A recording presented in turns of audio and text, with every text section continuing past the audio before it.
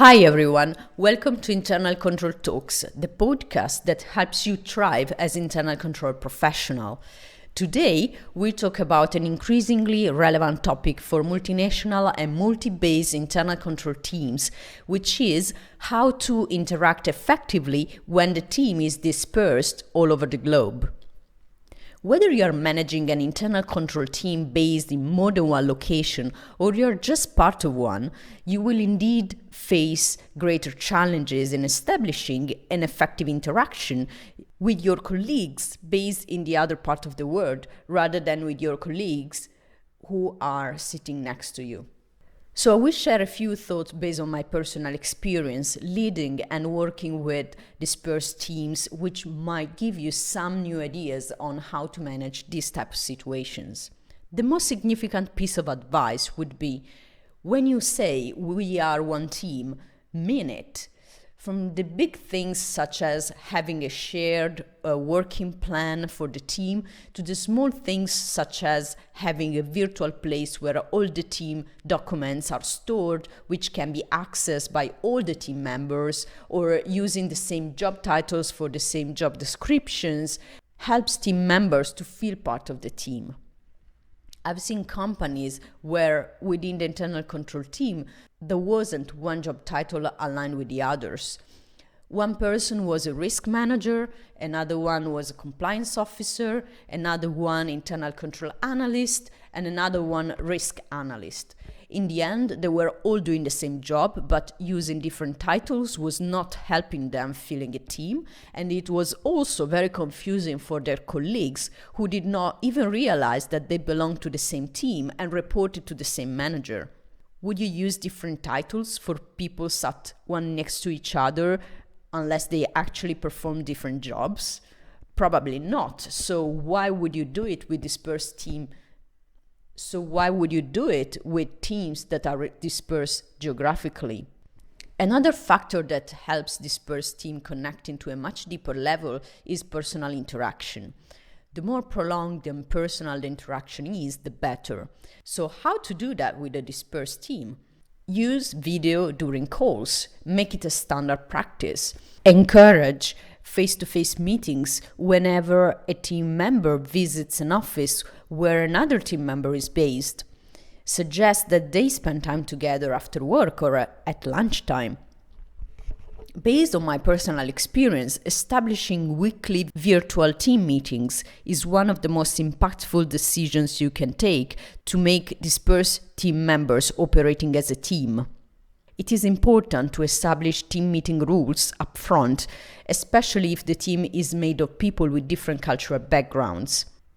Indeed, you will need to find a slot of time which works for everyone in the team.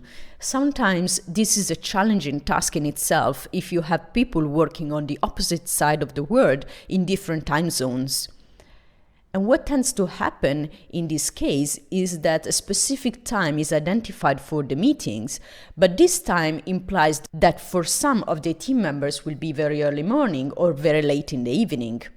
In this case, my experience has been that rotating the meeting time every week so that the people who need to join the call early in the morning or late in the evening are not always the same contributes to have a much better participation at the meetings and helps team members feel that there is a respect for everyone's time and private life.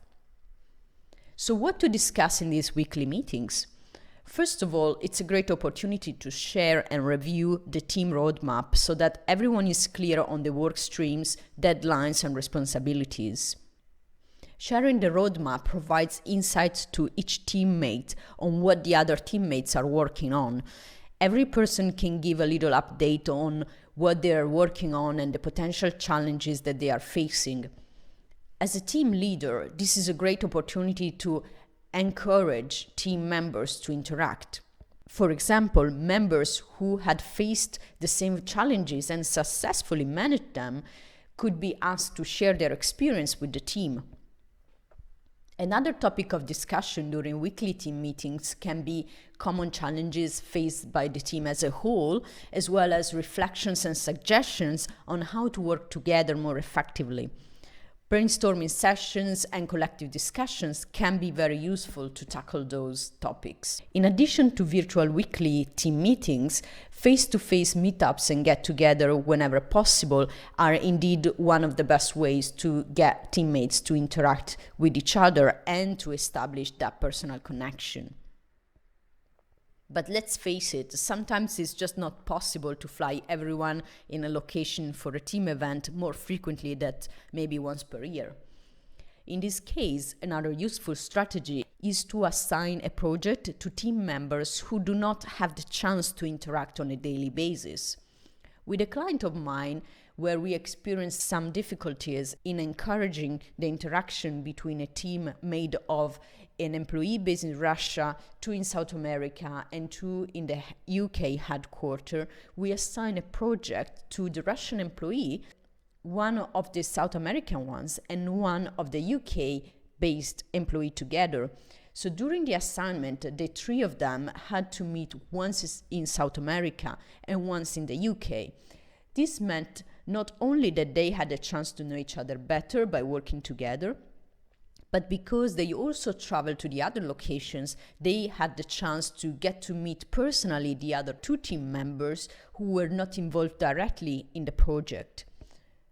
By the end of the project, the interaction between team members was definitely much higher.